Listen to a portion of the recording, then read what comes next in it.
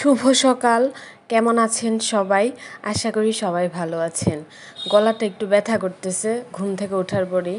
কালকে রাত্রেই করছি একটু, তো এর জন্য ঘুম থেকে ওঠার পরে এখনও চুলটা আঁচড়ায় নেই, চুল এলোমেলো হয়ে আছে।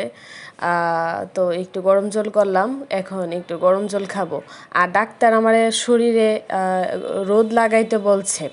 এর জন্য হচ্ছে যে আমি বারান্দায় এই টাইমটাতে সকাল দিকে রোদ আসে, এইখানে বসে রয়েছি। তো ভাবলাম এখানে বসে বসে গরম জলটা খাই, আর শরীরে রোদ লাগে, বেশিক্ষণ থাকা যায় না, মুখে অস্বস্তি লাগে।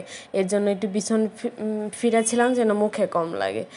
আর আমার এই গাছটা মনে হয় না বাঁচবে, করলা গাছটা। এতটুকু এই অংশটুকু একটু ভালো আছে, ওই অংশটুকু পচন ধরছে। একদম নিচ থেকে উপর পর্যন্ত এটা একদম পচন ধরছে, জাস্ট একটু অংশ ভালো আছে। জানি না আমার গাছ কেন থাকে না।